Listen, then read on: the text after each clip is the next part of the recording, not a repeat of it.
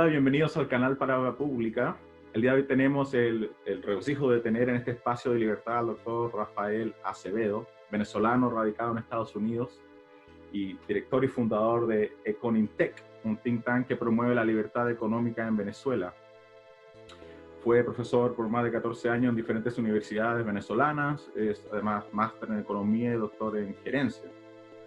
Actualmente es Research Associate del Free Market Institute en Texas Tech University y editor además de los libros Causas y Causantes del Desastre Económico de Venezuela, un tributo a Hugo Farías y Prosperidad y Libertad, lo que Venezuela necesita.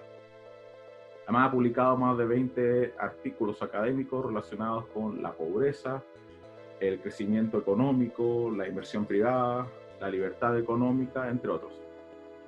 Doctor Acevedo, muchas gracias por estar aquí con nosotros. Agradezco mucho su tiempo y disposición. Bueno, para comenzar a quebrar el hielo... No, Francisco, muchas gracias a ti. Gracias. Y para comenzar, me gustaría preguntarle cómo has sobrellevado la actual crisis sanitaria como profesional y en tu hogar y cómo te has tenido que adaptar a todo esto. Bueno, ha sido bastante difícil, ¿oíste? Porque, digamos, mi vida cotidiana ha cambiado totalmente aquí en Lubbock. Estoy aquí radicado en Lubbock y bueno, en mi caso, pues tú sabes muy bien que Texas Tech nos va a trabajar remoto. Estoy trabajando remoto y bueno, tengo mis hijos aquí. Pero por otra parte, mi esposa sigue trabajando en su sitio de trabajo. Ella tiene un trabajo relacionado con el sector salud. Entonces, ha sido un poco difícil la cosa.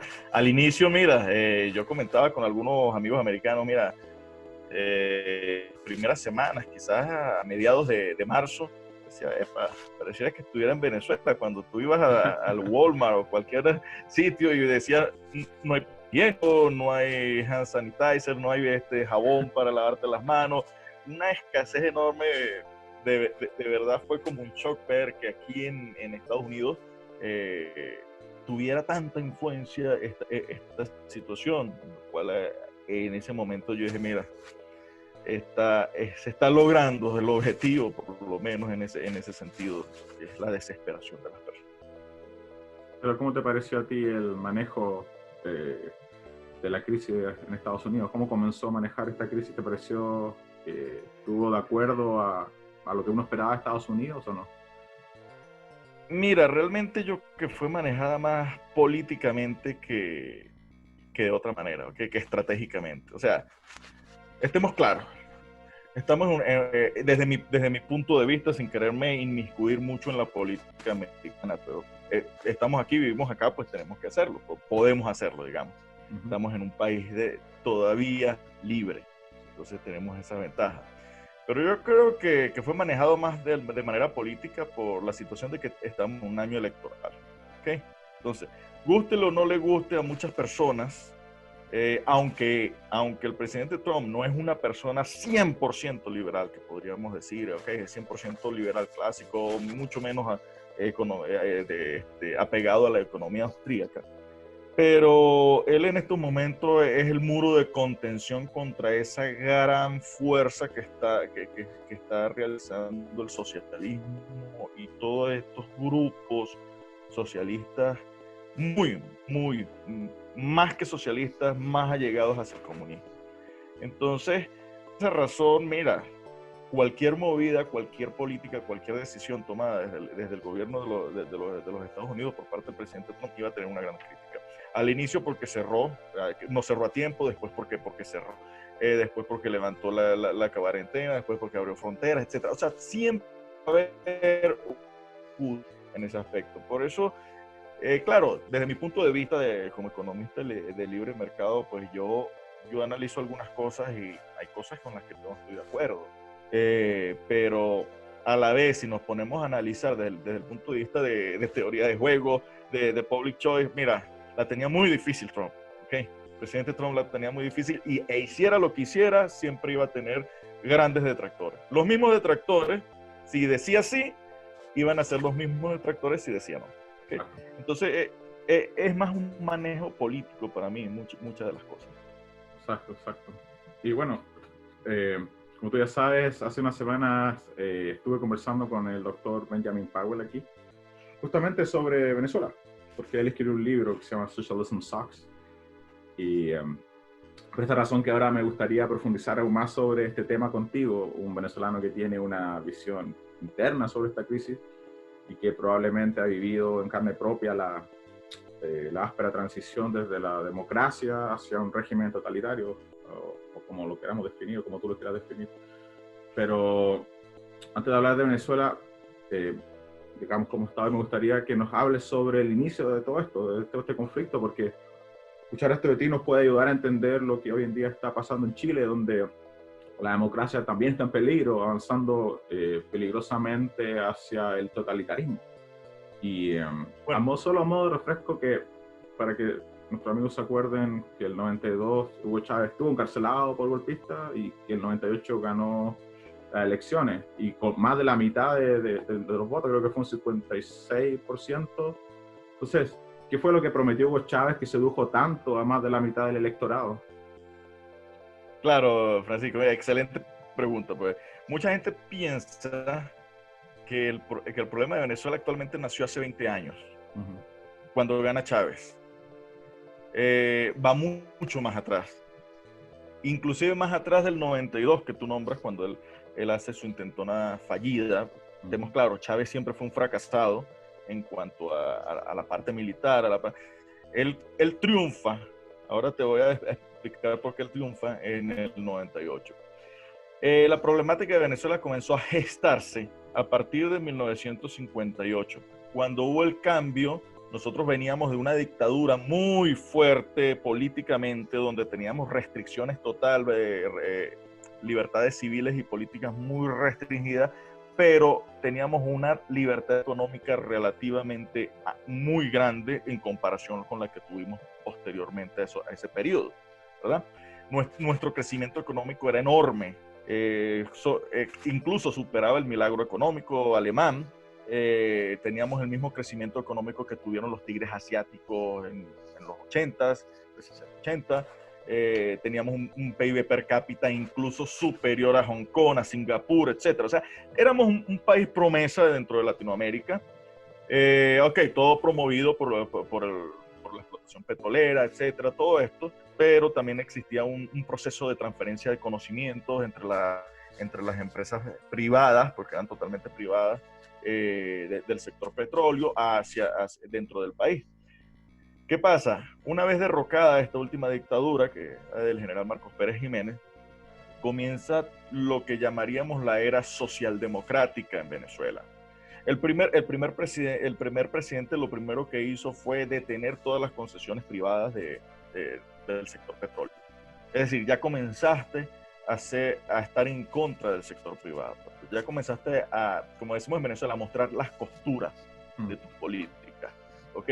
Después de eso, fíjate, te voy a ir comenzando a nombrar para que pues, los que conozcan más sobre la historia de Chávez se van a dar cuenta del paralelismo, que es prácticamente igual, la historia se repite.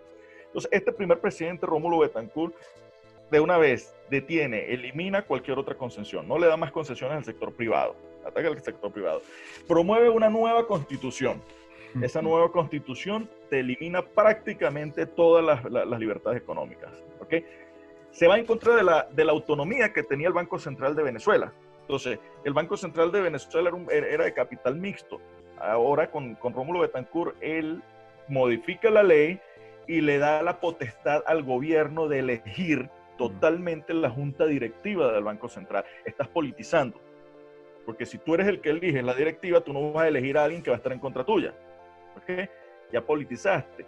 Eliminas la autonomía, permites la monetización de deuda, o sea, comienzas a hacer unos destrozos económicos, creas un plan de 5 años al estilo la Unión Soviética, creas una oficina de planificación central económica, que es cuando él comienza cuando él crea la oficina del Ministerio de Planificación Central de la Economía, mira, todos los economistas en Venezuela, ese era el sueño mayor de ellos, ser ministros de la economía de Venezuela. Pues estar al frente de ese control grande y estar ajustando y realizando las cosas para para manejar a su antojo la economía, ¿okay? Para planificar la economía. Entonces comenzaste a crear, fundó la OPEC, otra cosa. O sea, no solamente hiciste daño en la economía venezolana, sino también le causaste daño internacionalmente, porque la OPEC lo que hizo fue crear un cartel, incrementar los precios, jugar con... O sea, comenzaron a existir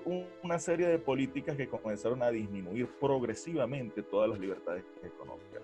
Cuando tú comienzas a perder progresivamente las libertades económicas, y eso comenzó en el 58 y siguió hasta que llegamos a Chávez. Cuando tú comienzas a hacer eso, lógicamente tú no vas a tener las bases fundamentales para sostener una democracia. La corrupción se dispara, luego viene Carlos Andrés Pérez en su primer gobierno. Para mí, Carlos Andrés Pérez, primer gobierno, y Jaime Lucinchi, que es otro socialdemócrata, fueron los dos gobiernos más corruptos de esta era, que solamente fueron superados por los chavistas. Los chavistas, pues, mostraron que el límite era el cielo para la corrupción dentro de un sistema socialista. Carlos Andrés Pérez nacionaliza, dicen ellos, que simplemente expropió todas las empresas petroleras, cosa que luego hace Chávez de la misma manera, porque para Chávez y los chavistas, cuando Chávez retoma y le quita las concesiones a todas las empresas petroleras, eso fue una nacionalización. Entonces cada quien tiene su discurso, pero es muy similar.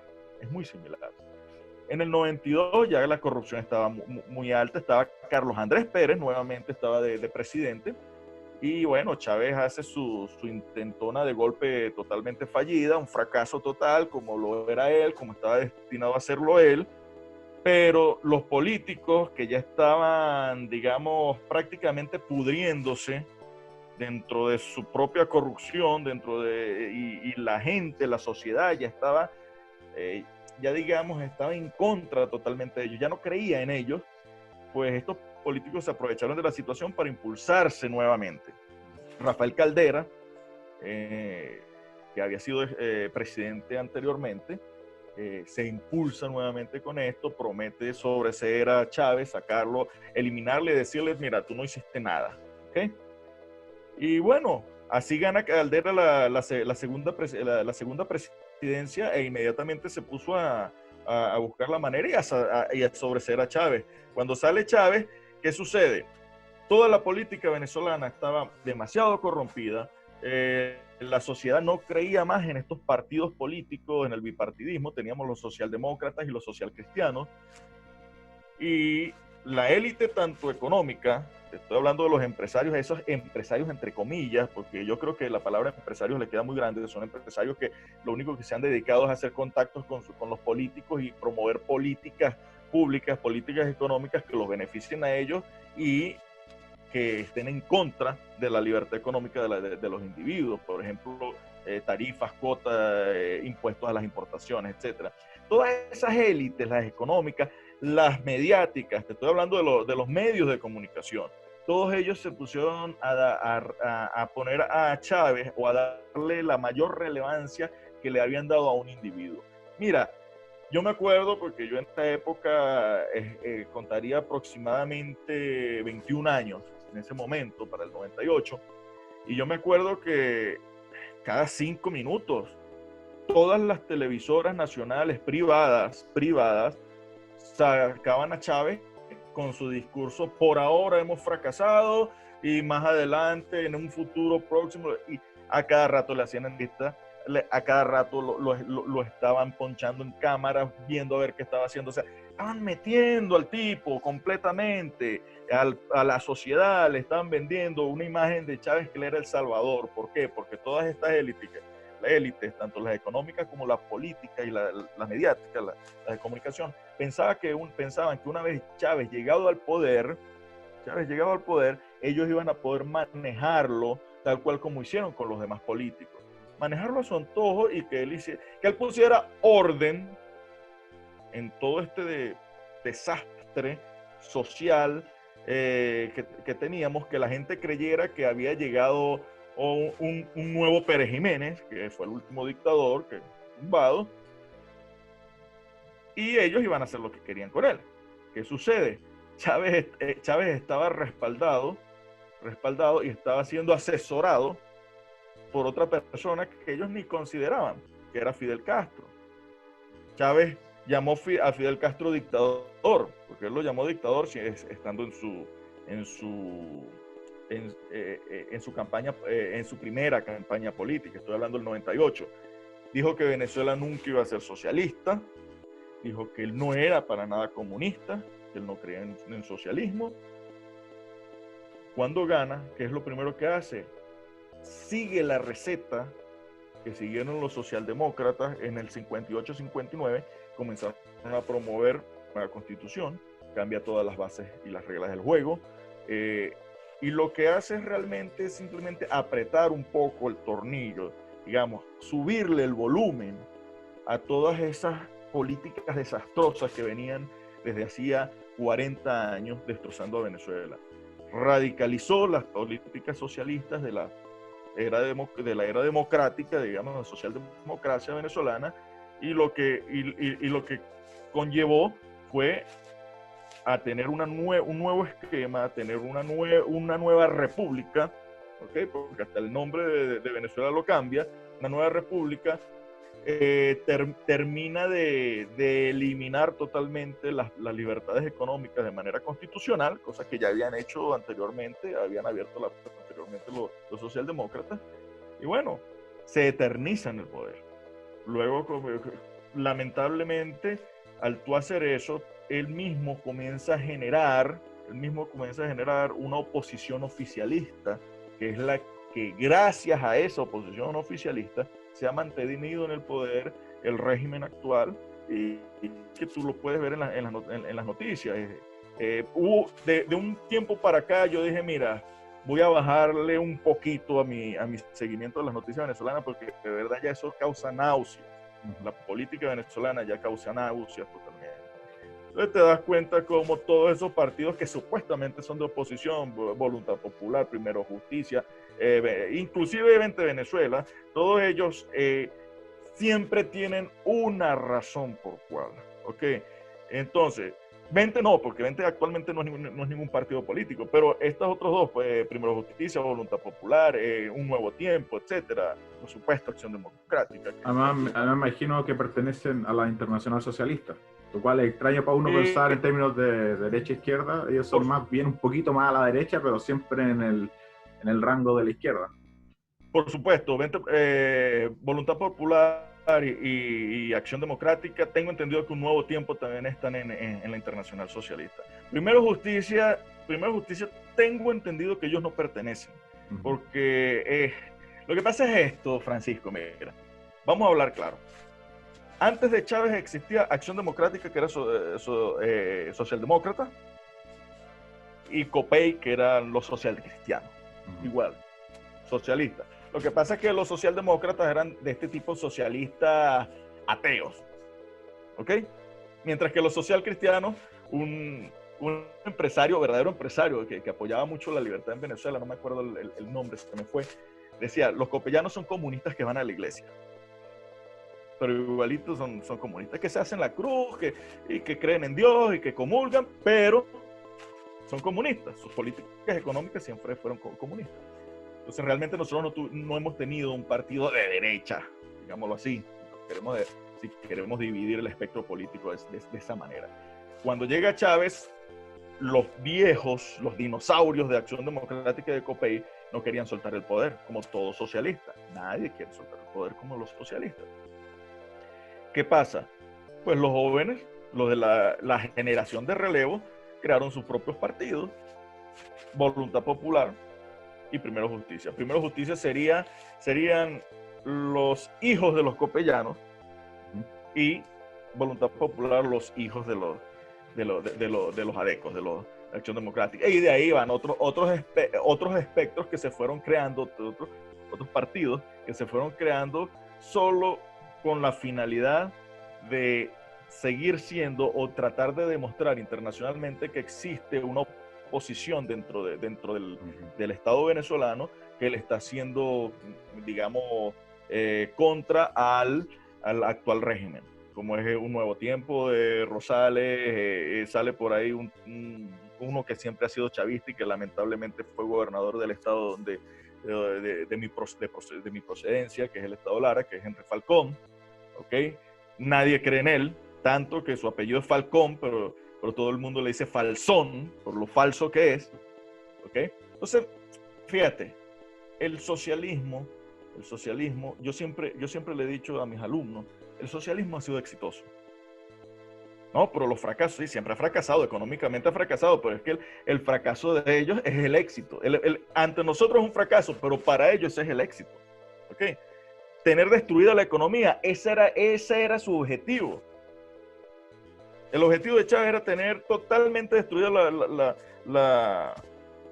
la economía de Venezuela, tener totalmente oprimido al pueblo, tener totalmente el control por medio de la comida, por medio de los servicios básicos. Ahorita los venezolanos no tienen acceso a la comida, a los servicios básicos, a la gasolina. Tú puedes imaginarte que en el país con las mayores reservas del mundo de petróleo, tenemos que hacer hasta 3 noches de línea. No te digo como decimos en Venezuela porque me lo vas a malentender, después te digo como le decimos en Venezuela, hacemos de línea porque no hay gasolina, que tenemos que estar pagando una gasolina inclusive 5 o 6 veces más cara de la que estoy pagando aquí en Lobo, porque en Venezuela están pagando hasta $3 por litro de gasolina a una institución totalmente corrupta que se llama Guardia Nacional Bolivariana.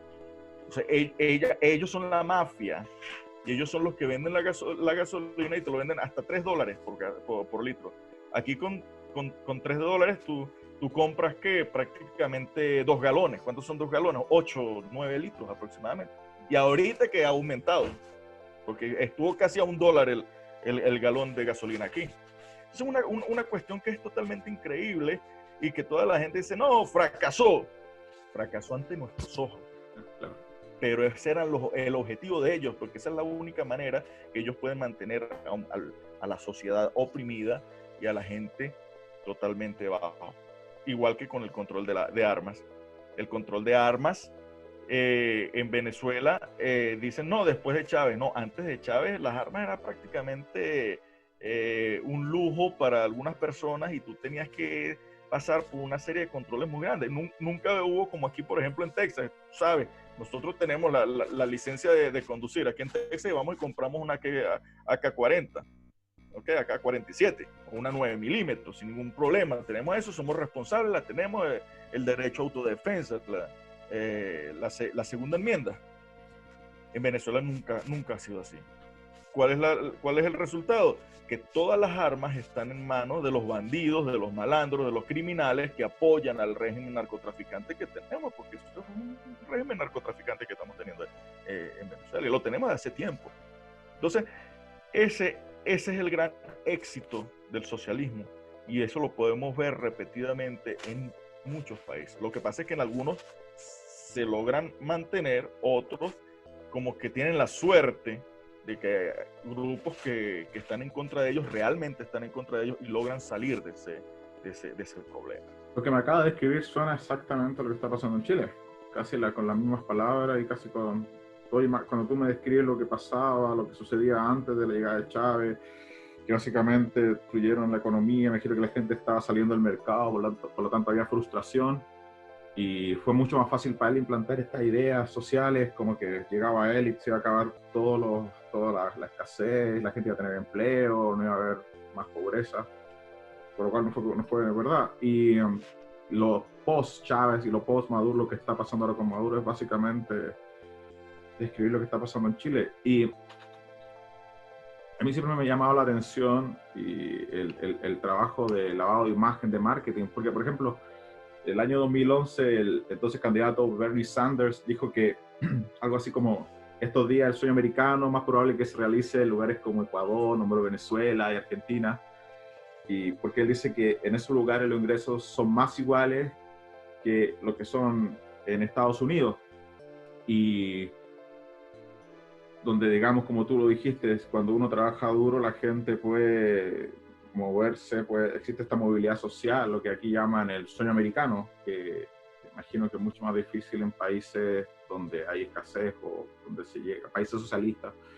Y me da la impresión de que muchas veces se ha pasado desde la crítica razonable hacia el odio a la propia patria o nación. Y hay un juego deliberado con las cifras donde se mezclan una y se omiten otras. Y por ejemplo, yo veía estas cifras esto que dijo Sanders en 2011 y luego me pongo a ver cifras en el Banco Mundial o en otros lugares.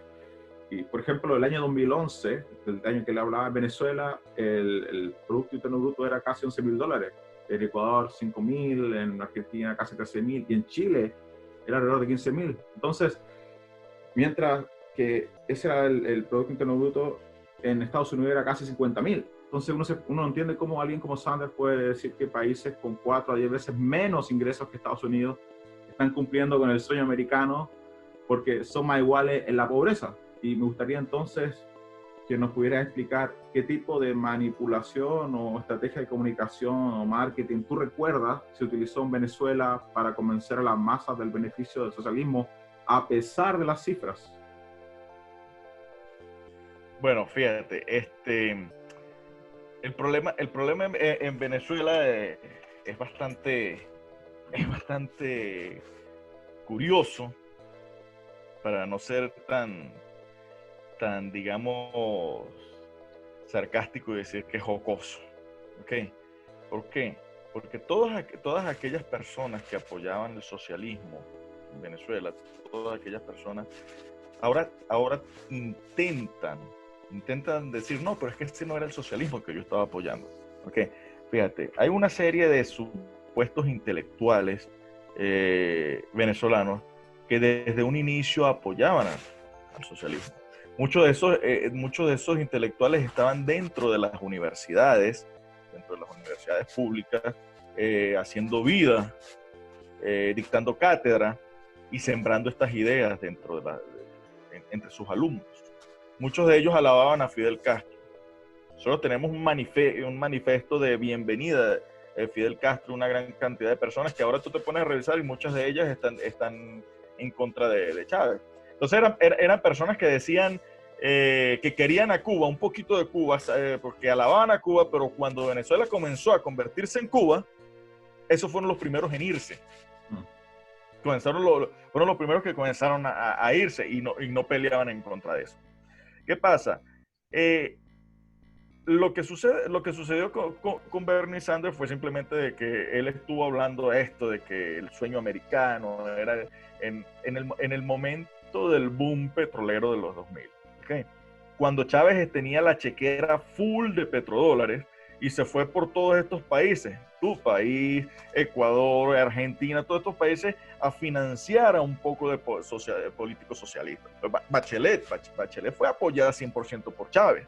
Tú debes acordarte de eso. En Ecuador, Correa, en Bolivia, Emo, en Argentina, los Kirchner, todos ellos, ¿ok? Y si hubiera tenido vida suficiente para apoyar a Petro, en Colombia lo hubiera apoyado. En Brasil a Dilma y a Lula. O sea, este tipo lo que aprovechó la bonanza petrolera no fue para mejorar la economía venezolana, para sentar las bases de un futuro, invertir dentro de Venezuela, que es lo primero que tú deberías hacer. Primero arreglo mi casa, primero pongo las buenas bases dentro de mi casa, lo que un gerente responsable hace, pongo unas buenas bases para que realmente esto se aguante. No, él comenzó a ranchificar todo para que lo que realmente, para tú no poder compararte hacia arriba o hacia abajo. Entonces, todos los puntos de comparaciones comenzaron a decaer. Los ingresos, sí, con Chávez se disminuyó, con la revolución bolivariana se disminuyó el diferencial entre los ingresos de los venezolanos, porque ya todos están ganando casi nada, ¿ok? Porque antiguamente un profesor universitario en Venezuela, te estoy hablando en la época de los 70, 80, estaba casi a la par de un profesor universitario de Estados Unidos. Yo conozco profesores universitarios, porque yo vengo de una familia de larga data de profesores universitarios. Yo conozco muchos de ellos que rechazaron ofertas aquí en Estados Unidos como profesores de universidades grandes, porque en Venezuela ganaban prácticamente lo mismo. Y decían, y voy a estar en mi país. O sea, no tengo ningún beneficio añadido de estar en un país extranjero, comenzar mi vida desde cero, porque económicamente voy a estar igual en Venezuela. Hoy por hoy, muchos profesores, compañeros míos, están en distintos países, de mecánicos, de conductores de Uber, etcétera, porque ganan más que siendo profesores en Venezuela. ¿Qué sucede allí? Claro, tus indicadores de desigualdad económica disminuyeron, porque lanzaste todos para abajo, empobreciste todos, lanzaste todo a la miseria. Entonces, es algo que esas personas, esos intelectuales, al inicio no se dan cuenta. Decían, la revolución está siendo muy buena porque estamos disminuyendo el diferencial. Mira, para ponértela, digamos, y hacerte la comparación, y en lo que decía Bernie Sanders, yo prefiero ser 1000 veces pobre aquí en Estados Unidos que ser un profesor universitario en Venezuela. Pero tú no puedes comparar la pobreza de los Estados Unidos. Sí, en Estados Unidos hay pobreza, sí, pero ¿qué nivel de acceso tienes dentro de lo considerado pobre? ¿Cómo es la vida del pobre en los Estados Unidos y cómo es la vida del pobre en Venezuela? Aquí prácticamente un pobre te tiene más dinero y tiene mejores recursos y tiene mayor acceso y tiene mejores beneficios. No estoy hablando de los sociales gubernamentales, ¿ok? Sino una persona pobre que trabaje y que con mucho esfuerzo, pero por X y razón, ¿ok? Va a estar en mejores condiciones humanas que una persona, que un profesional, de que lo que yo estaba cuando yo era profesor universitario en Venezuela. ¿Ok? Entonces, eso es lo que no ven las personas. No, que pobres, ya va, pero vamos a hablar de pobreza, ¿dónde? Es el punto fundamental. ¿Dónde vamos a hablar de pobreza? Claro. Exactamente. Y vamos a analizar a quién le conviene la pobreza, que esa es otra cosa, Francisco. ¿A quiénes realmente le conviene la pobreza? ¿A quién le conviene ser pobre? ¿Y a quiénes le conviene que seas pobre? Ese es el detalle.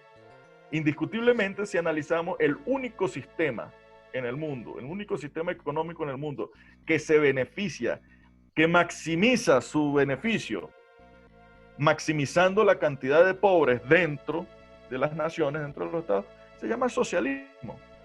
Porque si una persona que está pobre, que necesita al Estado para subsistir, si se rebela, al final lo que hace el Estado es castigarlo, castigar al disidente a través de cortarle los suministros, o como ustedes tienen un carnet, creo, para CLAP, para obtener comida. Por lo tanto, el costo de ser residente es mucho más alto que el beneficio, por lo tanto la persona va a preferir seguir en ese estado de miseria. Y de hecho, leyendo a Palmer, el libro que estábamos discutiendo antes, él en uno de los capítulos, él dice que, él de hecho muestra casos de personas que están acá en Estados Unidos, que pertenecen al grupo más bajo, y que reciben todos los beneficios del Estado. Y una de ellas cuenta que quería sacar a su familia de la pobreza y que ya quería dejar de ser dependiente del Estado, porque de partida su dignidad, ella se sentía que su dignidad estaba siendo afectada, ella quería ser capaz de pararse por sí misma en el mundo, y por lo tanto ese es un punto. Y lo otro es que ella intentó adquirir un vehículo, y una vez que obtuvo el vehículo le cortaron los beneficios porque su patrimonio, lo que ella tenía, era superior al mínimo que necesitaba para empezar a recibir beneficios. Por lo tanto, le cortaron todo, y de la noche a la mañana se quedó sin nada, con un puro auto. Por lo tanto, no le dieron tiempo de empezar a acumular un poco para luego ser capaz de subsistir. Por lo tanto, ella decidió dejar de trabajar. Entonces, pues, fue la única forma de mantener dinero a su casa. Y por lo tanto, como es lo que estábamos hablando, que mantener gente pobre es un medio coercivo a largo plazo. Parece bondadoso, pero es coercivo porque al final te hace dependiente. Y lo otro, lo que tú mencionaste, y también tú como profesor universitario debes entender más esto de cómo se está adoctrinando a la gente en la universidad. Y de hecho, en Harvard en el 2016 salió un reporte que dice que un tercio de los estudiantes, o un tercio de los jóvenes, perdón, entre 18 y 29 años, apoya el socialismo. Y por otro lado, las víctimas del comunismo, que es una fundación, dice que los millennials, al 31% de ellos apoya o está de acuerdo con el Che Guevara, el 23% encuentra maravilloso a Lenin y el 19% a Mao Zedong. Entonces, básicamente lo que está diciendo esta encuesta del comunismo, de la víctima del comunismo, es que 2 de cada 10 jóvenes entre 18 y 29 años, básicamente la conclusión es que está de acuerdo con o apoya, consciente o inconsciente, las mass murder, como las muertes masivas, más la masacre, no sé cómo traducirlo, con el objeto de implementar ideas socialistas. Dice que no está mal asesinar masivamente, o estuvo de acuerdo implícitamente con todo esto, no está malo. Entonces, y además, aquí viene la parte curiosa, de ellos, solo un tercio es capaz de definir lo que es socialismo. Por lo tanto, apoyan a todos estos líderes, lo cual implica que han apoyado las acciones, están de acuerdo con casi 100 millones y pico de personas que murieron por víctimas del socialismo, y además no tienen idea lo que es socialismo. ¿Cómo tú crees que se llega a ese nivel de caos mental de que tú das tu vida apoyando una idea que no entiendes, que no eres capaz ni de definir? Y cómo en la universidad se ha llegado al punto de que prácticamente se han vuelto lugares de adoctrinamiento. Mira, las universidades siempre han sido lugares de adoctrinamiento. Lamentablemente siempre han estado en manos de los socialistas. Siempre han estado en manos de los socialistas. Y si hablamos de Latinoamérica es peor. ¿Okay? Venezuela, todo eso. Ahí es donde se esconde. Nosotros tenemos una universidad en Venezuela que es la Universidad Central de Venezuela. La casa que vence la sombra. Pero yo creo que es la que le pone más sombras en la cabeza a las personas. Y ahí es donde salió la generación en venta que está supuestamente haciendo la oposición de Chávez. La generación en venta, le decimos generación en venta, son prácticamente millennials, pero le decimos en venta porque por unos cuantos miles de dólares venden hasta la mamá, le decimos nosotros. ¿Ok? Entonces, ahí tienes al que mandaron para la ONU, que es Pizarro. Tienes a Guevara, que está de visitante en la embajada de tu país, Chile. Lo tienen alojado allá. Entonces, está el otro que es John Goycochea. Ese por lo menos estudió, pero entonces él cree que por haber sacado una maestría, él es el elegido para ser presidente de Petróleos de Venezuela. Son cosas que ellos se aluden como toda esta gente, y es gracias precisamente al adoctrinamiento que ha existido. En Harvard, bueno, no solamente en Harvard, hay muchas universidades aquí en los Estados Unidos donde lamentablemente hay grupos que se han infiltrado. Vamos a analizar de dónde sacan los dineros, los fondos, todos esos institutos grandes. En Harvard hay uno que es dirigido por un venezolano. ¿Okay? Y no hace mucho salió por las redes que Open Society Foundation de George Soros lo financió con más de $1 millón. Entonces, ¿quién es George Soros? ¿Cuál es la intención de George Soros? Vas entendiendo de dónde va saliendo el problema que está en la universidad. Es muy sabroso ser socialista en Estados Unidos, yo te lo digo. Esos muchachos es muy sabroso serlo así, ¿ok? Porque cualquiera de los que han captado, yo vi hace un par de días un reportaje que le hacían y preguntaban más o menos lo mismo que tú estás, la misma encuesta que tú trajiste ahorita de acotación. Algunos de Antifa que estaban. Mira, uno de ellos que decía que el comunismo es bueno, que tenemos que implementarlo aquí en Estados Unidos. Uno solo de ellos. Lo que cargaban puesto encima, llámese la camisa de marca, los zapatos, los pantalones, los lentes, etcétera, eso que él carga encima representa hasta 5 años de salario en Venezuela de una persona, trabajando todos los días. 5 años. Yo estoy hablando de 5 años solamente lo que él carga encima. Y sin contar el iPhone, porque de seguro tiene un iPhone. Entonces, son cosas que yo te digo, es muy bueno ser socialista y promover el socialismo teniendo los beneficios del capitalismo. Es imposible que esos muchachos se den cuenta, esa gente se den cuenta que tú estás promoviendo lo que precisamente te va a destruir en un futuro. ¿Por qué? Porque tú estás gozando los beneficios precisamente de la libertad. De hecho, yo a veces discuto con algunos amigos que en el área de la música que totalmente de acuerdo con el socialismo. Yo les digo, y odian el capitalismo, lo más inmoral que hay. Yo les digo, pero mira, todas las cuerdas que tiene tu violín, que vienen de Viena, vienen hechas en Alemania o en Estados Unidos, los pelos de caballo de Mongolia que usan tu arco, la madera, la beta madera que viene de Rusia, o el violín que trajiste de, no sé, de Italia, todo eso es capitalismo. O sea, nadie se hubiera dedicado a hacer una sola cuerda si es que no hubiese tenido algún beneficio. Y él indirectamente, sin quererlo, te está ayudando a ti a que suene mejor. Él te está haciendo un bien, tú eres beneficiado, tú le pagas a él tiene un beneficio por su trabajo, todos felices. Él trajo una cuerda de un continente a otro y ahora tú estás diciendo que el sistema que hace que todo esto se mueva sin que nadie lo comande es inmoral y malo y te perjudica. No tiene sentido. Y se repite y uno no entiende, por más que hayan videos de gente que habla esto, por más que hayan documentales, salgan libros o nuevas ediciones de algo, de otra cosa, o la gente es sorda como pescado, o no quiere entender, o no entiende, o está tan adoctrinada como una fe que le puedes poner a Jesús enfrente y no, esto no es Jesús. Exacto. No, es la cultura. Es lo que yo te decía antes de iniciar la entrevista. El grave problema de esto es la cultura. ¿Okay? ¿Qué pasa? La cultura es una característica prácticamente fija, prácticamente incambiable en el corto mediano plazo. O sea, en el muy largo plazo es que tú puedes cambiar, tú puedes ver un cambio de cultura, de valores de las personas. ¿Ok?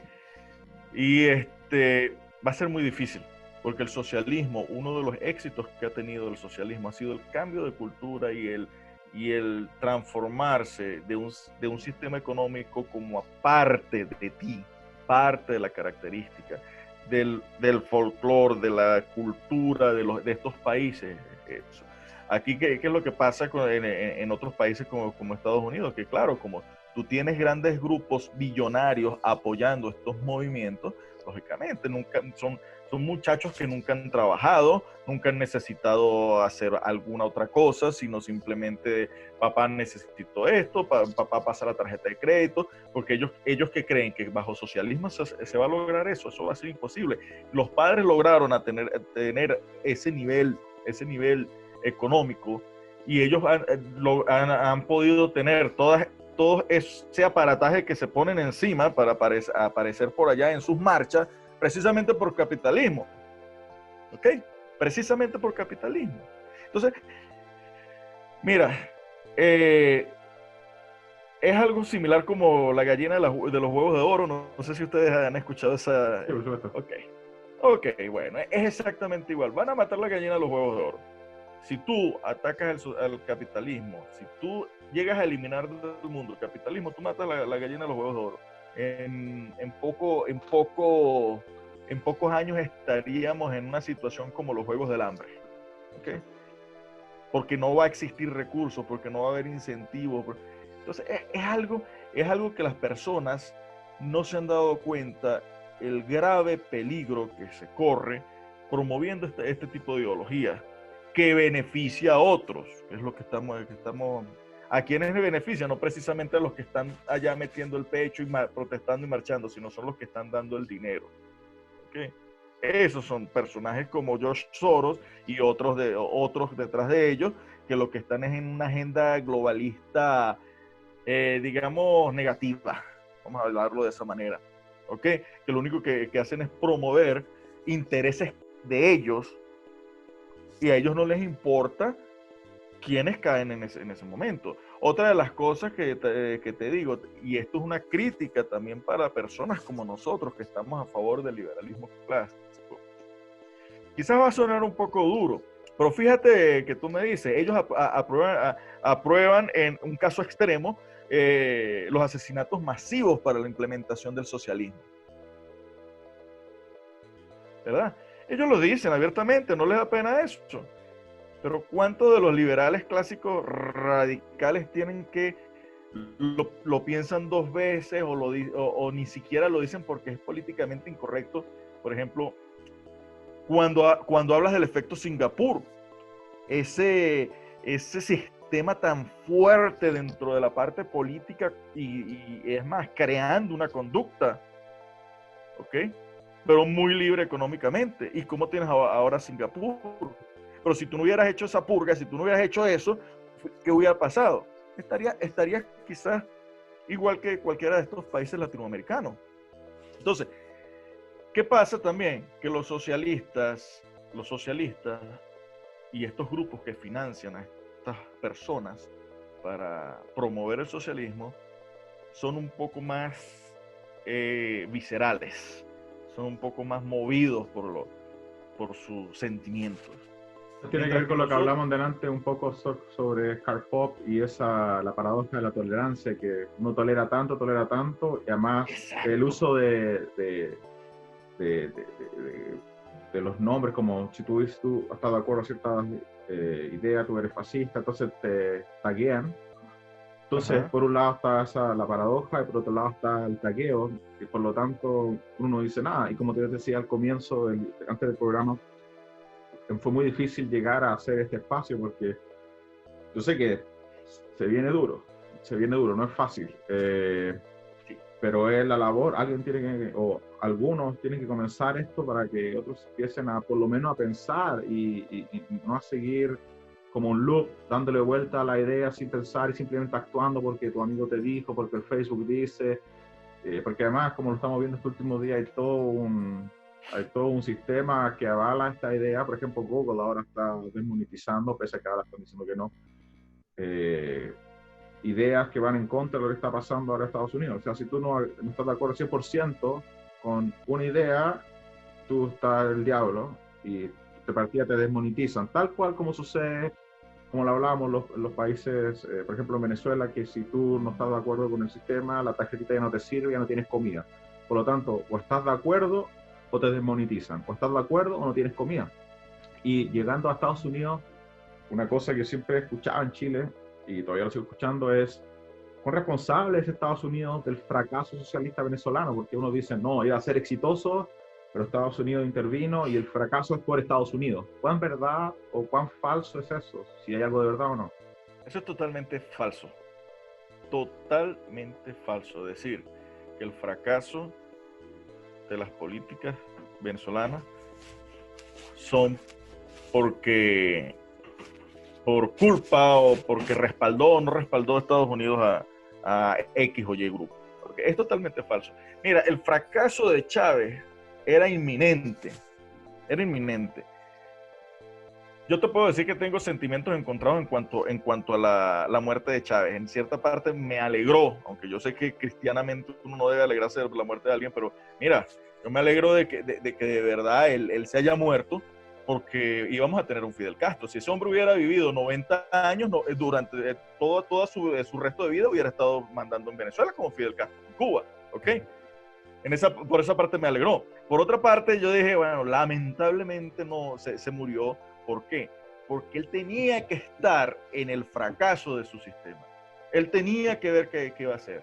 Claro, hubiera sido un poco distinto porque él, digamos, era el punto de conexión entre toda esta serie de carteles criminales que eran los que lo rodeaban a él, y él tenía conocimiento pleno de eso, porque él tenía conocimiento del narcotráfico, él tenía conocimiento de todas las vagabunderías y todas las delincuencias que hacían sus allegados, y a él no le importaba, lo que quería era mantenerse en el poder.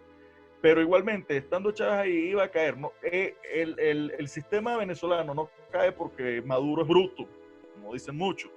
es un burro, que no sabe qué hace. Tampoco cae por las sanciones que le imponen a Venezuela. No, eso no cae. Cae simplemente por algo, porque nos quedamos sin dinero, porque los precios petroleros cayeron. Y al caer los precios petroleros, ya se te acabó el dinero, y como se pelearon con todos, porque fue cuando tenía dinero, ¿verdad? Cuando tenía bastante dinero de proveniente del petróleo, agarró y le dio una patada al Fondo Monetario Internacional, a todos estos institutos que tampoco yo estoy de acuerdo con ellos, pero por otras razones totalmente distintas a las que Chávez, ¿ok? Y entonces ya se quedaron sin forma de financiarse. Entonces, ¿cuál es la forma de financiarse ellos actualmente? Por los ilícitos, traficando con drogas, traficando con uranio, con thorium, con minerales radioactivos, con piedras preciosas, con oro, porque lamentablemente Venezuela es un país muy rico en recursos naturales, o sea, posee muchos recursos naturales, y eso es lo que ha mantenido y han traído a los iraníes, han traído a los de Hezbollah, han traído a los de ISIS, etcétera, y esos son los que están manteniendo esto, y un poco de narcotraficantes también. Entonces, ese fue el problema. Iba a caer el sistema económico chavista, tal cual como el sistema económico de la república anterior a Chávez, que fue la de los socialdemócratas, iba a caer, iba a colapsar, porque se estaba erigiendo sobre unas bases podridas, se estaba erigiendo sobre corrupción, se estaba erigiendo sobre nexos políticos, y se estaba erigiendo sobre controles. Y el problema de una economía basada en controles es que tú comienzas con un control, y para cuando se te desajusta la economía, tienes que implementar otro control. Se te vuelve a desajustar, tienes que implementar otro, y vas imponiendo control sobre control hasta la final tener una implosión de esa economía total. Empieza. Este es el momento adecuado para Venezuela empezar desde cero. Este es el momento adecuado, pero no lo quieren, por lo que te digo. ¿Quiénes se benefician de la situación actual? No los venezolanos, no son los venezolanos, el común y corriente ciudadano. ¿Quiénes son los que se benefician? Aquellas personas que tienen conexiones políticas, los famosos empresarios, ¿verdad? Que se hagan llamar de oposición, pero igualito tienen contactos con el gobierno. Y la cultura es tan fuerte en Venezuela que justifican a esos empresarios tener contactos con el gobierno. No, pero es que imagínate, si cierran esa empresa no tenemos nada que comer. Lo que te estoy diciendo, ¿quién se beneficia de tener un pueblo hambriento, de tener una sociedad muerta de hambre? ¿Quiénes se benefician? Esas personas. Hacia allá es donde tenemos que ver. A las personas nosotros, por medio de nuestros institutos, nosotros las tenemos que educar. Ese es el trabajo de nosotros, educar a las personas. Decirle, mira, esto es lo que está pasando. Tenemos que estar claros que eso es un trabajo de muy largo plazo, la educación, pero tenemos que seguir y sin temor señalar quiénes son los que se benefician. Antes de finalizar, me gustaría preguntarte unas 2 o 3 cosas más, pero ya que nombraste tu instituto, me gustaría que nos hablaras brevemente de tu instituto, si me lo puedes pronunciar bien. Econintec. Econintec, ya. Econintec. Bueno, Econintec, mira, yo decidí junto con un grupo de amigos profesionales fundar Econintec por allá alrededor del 2015, dar la oportunidad a la región centro-occidental de Venezuela de tener un think tank regional de la zona que promoviera todas estas ideas de liberalismo clásico y economía austríaca. Nosotros nos vamos un poco más hacia el área de la economía austríaca, ¿verdad? Donde nos ayudara, donde permitiera educar a las personas, darles oportunidad de asistir a eventos, actividades, conferencias, etcétera, donde tratáramos temas sobre políticas públicas, sobre todo relacionado con libertad económica e incluso emprendimiento. Últimamente se han estado realizando algunos talleres de emprendimiento. Hay que buscar la manera de mantener activa a la población y decirle a la población que la mejor ayuda que los venezolanos pueden pedir en el momento en que se vaya a solicitar y que podamos pedirla, no es dame dinero para vivir, sino dame las herramientas para producir y salir de la pobreza. ¿Okay? Y eso es por medio del emprendimiento, pero un emprendimiento real, verdadero, que es un emprendimiento en el cual, además de que soy emprendedor, soy promotor de la libertad económica. Soy un emprendedor que sé que si me eliminan todas las barreras de importaciones y exportaciones, yo me voy a beneficiar, porque voy a tener insumos más económicos y a la vez voy a poder enviar mis productos. Que tengo que ser eficiente, que tengo que aprender, que tengo que mejorarme, que tengo que adaptarme a las innovaciones, lo voy haciendo. Pero el problema latinoamericano, tú sabes, del nacionalismo, de implementar barreras, etcétera, eso nosotros le demostramos quiénes son los que verdaderamente se benefician en ese caso.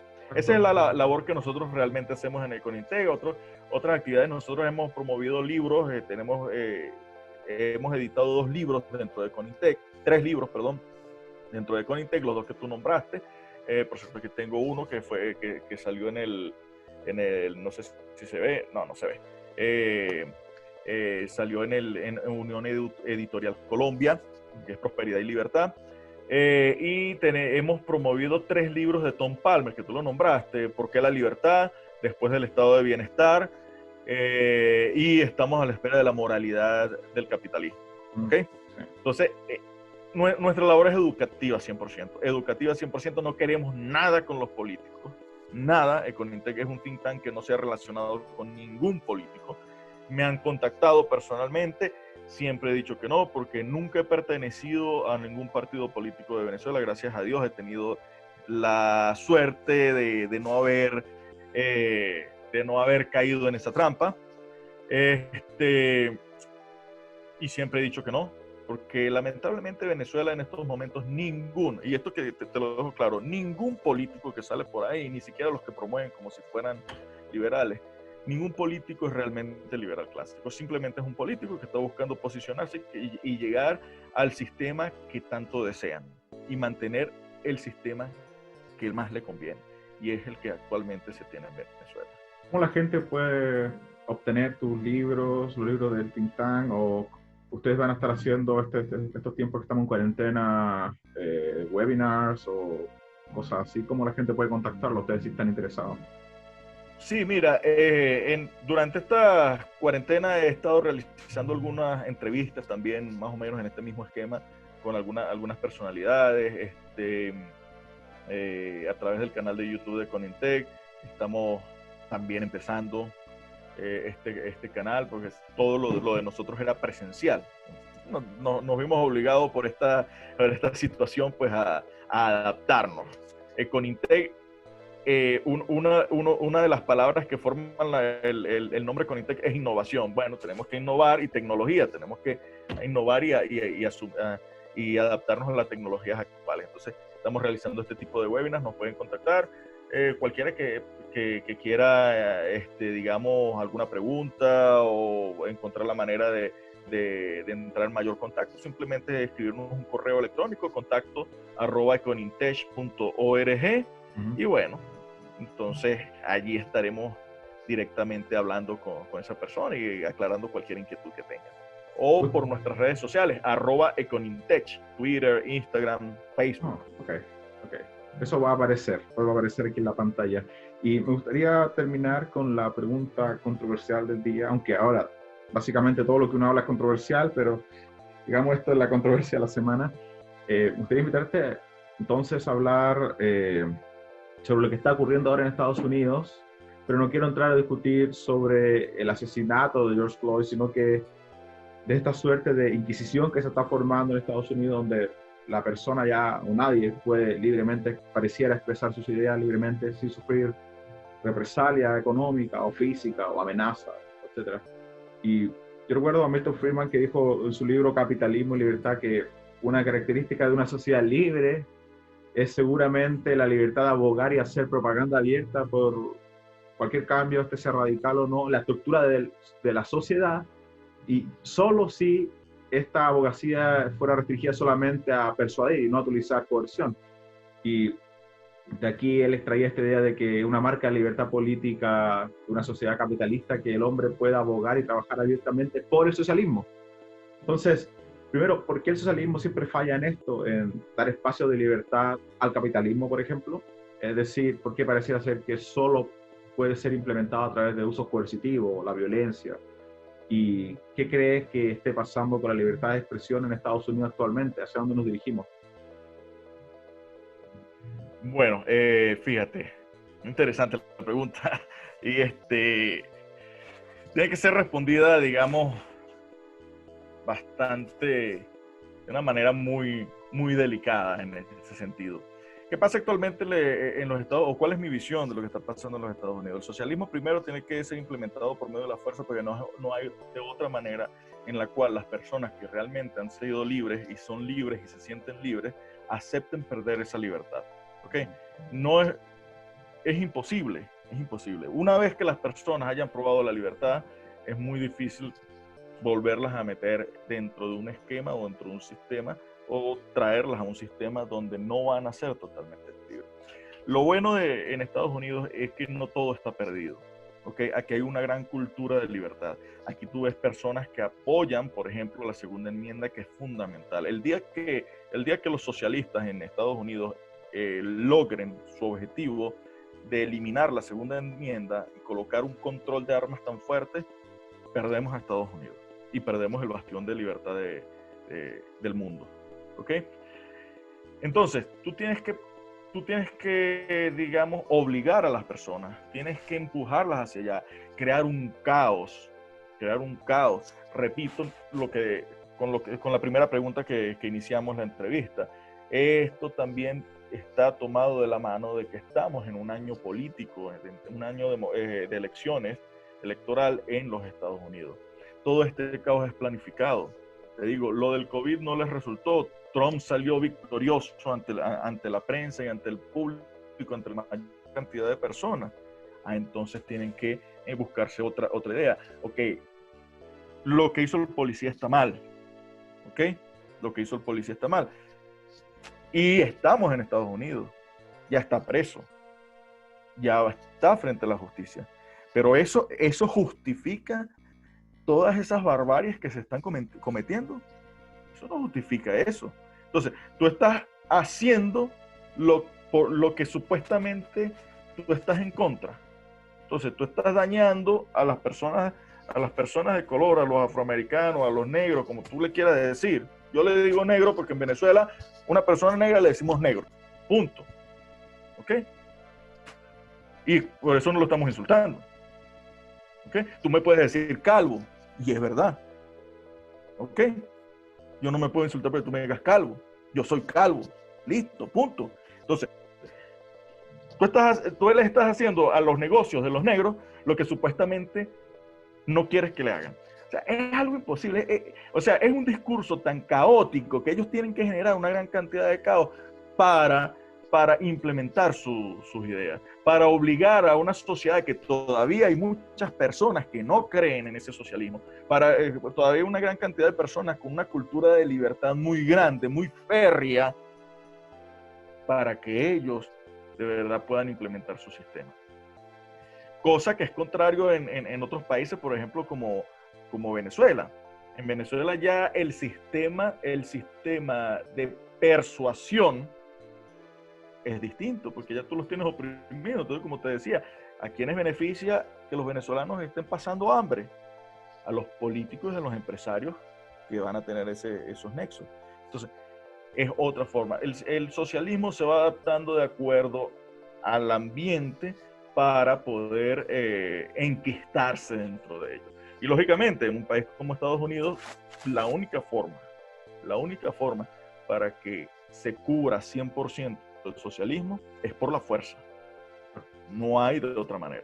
Porque hay muchas personas que todavía creen, hay muchas personas que todavía defienden la libertad. Y fíjate, nosotros estamos llegados, yo llegué hace un par de años, y que es lo que yo me he dedicado aquí, simplemente a decir, epa, miren a Venezuela, miren lo que nos pasó a los venezolanos. Yo ahorita estoy viviendo aquí, estoy viviendo en Estados Unidos, precisamente porque vengo corriendo del socialismo, porque me sacaron de allá. Porque ¿Cómo aguantaste tanto? ¿Cómo aguantaste tanto? Por Econintec. por el think tank. Yo traté de hacer lo mejor posible hasta que, bueno, ya la situación no se podía más. Yo era profesor universitario, tengo una familia, mi hijo, mi hija, y yo dije, te lo voy a decir aquí abiertamente porque eso se lo digo a todo el mundo que me pregunta. Llegó el momento en que yo dije, Venezuela no es un país actualmente para criar hijos, para criar niños. No podemos sacar los 15 millones, 18 millones de niños que hay allá, sí. Pero todos aquellos que puedan emigrar de Venezuela es lo mejor que pueden hacer. ¿Por qué? Lamentablemente Venezuela está corrompida totalmente. En todas partes hay corrupción. Si tú vas a echar gasolina, tienes que pagarle, ¿ok? Tienes que sobornar a las personas. Si tú vas a comprar pan, tienes que estar pendiente, o sea, estar en la movida. Tú has escuchado aquí a los puertorriqueños que dicen el truco, ¿verdad? Tienen que saber cuál es el truco. Y el truco es la trampa, la trácala, ¿ok? Entonces, aunque tú tengas a tus hijos en una esfera de cristal, enseñándole valores, morales, ética, moral y ética, ellos van a salir al ambiente externo. Y en el ambiente externo es una cloaca que por donde todo vaya es corrupción, es falta de ética, es falta de moral. Entonces, en ese momento yo dije, bueno, tengo la oportunidad, tengo esta invitación al free market. O sea, no podía negarme a esa oportunidad y me fui. Si no, de otra manera estuviera allá con mis hijos en su esfera de cristal, como muchos todavía están. Muchos me dicen, pero ¿y las cosas que tenías allá, tu casa? Mira, eso no vale nada. Estar en un lugar donde tú le puedas, no solamente la parte material, le puedas asegurar a tus hijos, sino asegurar de que al menos vas a estar en una mejor condición y donde van a estar en un medio ambiente donde por lo menos tú te aseguras de que le vas a dar los valores, la moral, la ética y que en el medio donde tú puedes desenvolverte es similar al tuyo, es algo fundamental. De hecho, ya que tú nombraste, ya para terminar, una anécdota que me pasó a mí acá en Estados Unidos, tiene que ver con la cultura, porque una vez yo conversando con un profesor, estamos hablando de un tema X y me dice, de la nada, dice, sí, entonces el privilegio blanco y tú sabes, que no, yo no sé. Le dije, yo no sé, porque yo no vengo de un país donde existe eso del privilegio blanco. La gente, nosotros tenemos morenos, tenemos ahora gente negra, pero a nadie le importa. Entonces, y no tuvimos segregación, no tuvimos esclavitud, por lo tanto, ese tema no está arraigado en nuestra psiquis. Por lo tanto, si tú me hablas del privilegio blanco, para mí estás hablando en chino, yo no entiendo qué te refieres realmente en lo personal. Entonces, sí tiene que ver mucho con la cultura y a la vez es una bandera de alerta, porque quiere decir que una vez que Maduro salga al poder, quizás cuántas generaciones van a ser necesarias para limpiar esa cloaca que tú dices. Y esto es una advertencia para Chile. ¿Cuántas generaciones va a tener que Chile va a tener que pasar, sí, claro, para que Chile vuelva a, digamos, comillas, la normalidad? Entonces es un tema importante de la cultura, ¿no? A veces uno puede escapar de ello. Mira, nuevamente te voy a tocar el tema que yo sé que dentro de la política chilena es un fantasma, pero el general Pinochet hizo algo que ojalá se hubiera podido hacer en Venezuela. Nuestro Pinochet fue Marcos Pérez Jiménez, que fue la creación de instituciones económicas sólidas. ¿Okay? Digamos, todo este tema de los Chicago Boys, todas sus reformas, todo eso, hicieron posible que Chile erigiera una serie de instituciones económicas sólidas, que, bueno, como todo, puede tener ciertas desventajas, ciertos defectos, pero es que son sólidas, y eso les ha permitido soportar los embates socialistas, que comenzaron a tratar de destruirlas de manera socavando.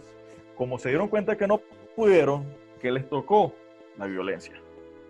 Esa es una de las razones por las cuales, porque es que las instituciones que ustedes tienen en su país sobre todo las económicas, son muy sólidas. Que es que las universidades son pagas y no todo el pueblo puede entrar, pero tienes oportunidades. El que quiere salir de ser pobre puede salir de ser pobre. Tienes oportunidades de competir, tienes oportunidades de diversificarte, tienes oportunidades de salir de la pobreza. ¿Okay? Entonces, como todo en todos los sistemas, hay cosas que se pueden mejorar. Pero esas instituciones fueron tan sólidas que las que no fue Pinochet, pero por lo menos él apoyó para que se generaran eso. Él permitió que se generaran esas instituciones.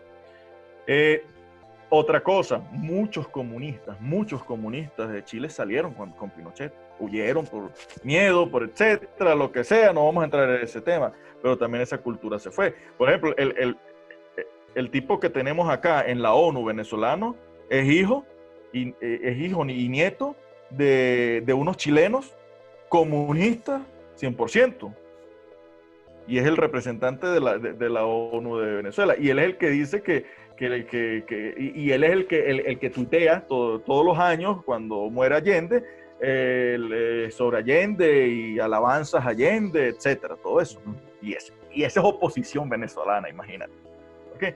Entonces, yo creo que el problema que podemos tener, digamos, en Venezuela, una vez caiga Maduro, va a ser eso, el cambio total de la cultura. Y eso con oposición y con políticos opositores como los que tenemos actualmente no va a ser posible. Vamos a tener una mejoría cualquiera, pon a cualquiera, inclusive a este tipo que yo te nombré que le decimos Falzón.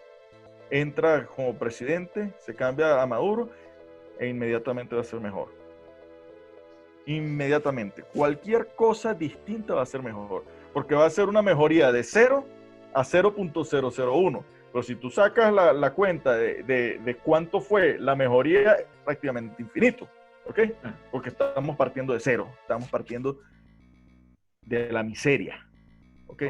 Pero eso no significa que llegamos al punto donde deberíamos o donde Venezuela se merece estar y cualquier país se merece estar. Y sobre todo Venezuela con las potencialidades que tiene. Si tú no implementas las reformas que nosotros estamos proponiendo en el libro de Prosperidad y Libertad, sobre todo la liberalización, sobre todo la liberalización de la economía total, plena, total, ¿ok? Tú tienes que eliminar todas esas instituciones corruptas, por ejemplo, la Guardia Nacional Bolivariana, esa se tiene que eliminar, nadie te la toca, nadie te toca eso, ¿ok? ¿Por qué? Porque ellos tienen acceso a armas y los políticos no, y las personas no. Entonces el que te diga, vamos a eliminar la Guardia Nacional, de una vez va a salir un Guardia Nacional con una pistola.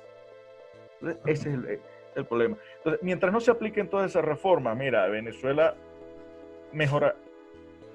dejará de estar tan mal como estamos ahorita, vamos a estar un poquito menos mal, pero no va a ser el Estado, no vamos a tener el nivel que pudiéramos llegar a tener implementando realmente unas políticas de liberalismo clásico, verdaderas políticas de libre mercado. ¿Tú cuando estabas en Venezuela, tú estabas enseñando liberalismo clásico en esas, o tú tenías que como pasar camuflado? Bueno, yo en Venezuela es lo que aquí le dicen ya tenure. Yo ya era tenure, o sea, yo no tenía ningún problema en la universidad, tenía 100% autonomía, todos me conocían y a través del think tank, pues mucho más fue mi trabajo de promoción del liberalismo y de las ideas de libre mercado. O sea, ya me conocían allá en ese sentido y cuando hablan de liberalismo dentro de la universidad donde yo era profesor, pues Acevedo. Una vez sabían que yo era uno de los grandes promotores. Bueno, doctor Rafael Acevedo, muchas gracias por compartir tus ideas con nosotros y esperamos que tú y tu familia se encuentren bien y sanos en su hogar. Y muchas gracias a todos quienes vieron esta entrevista y por favor compartan el video, denle like y suscríbanse al canal. Fuerte abrazo a todos. Muchas gracias. Bueno, muchas gracias a ti, Francisco, y gracias a todo tu público. Bueno, siempre bienvenido. Muchas gracias.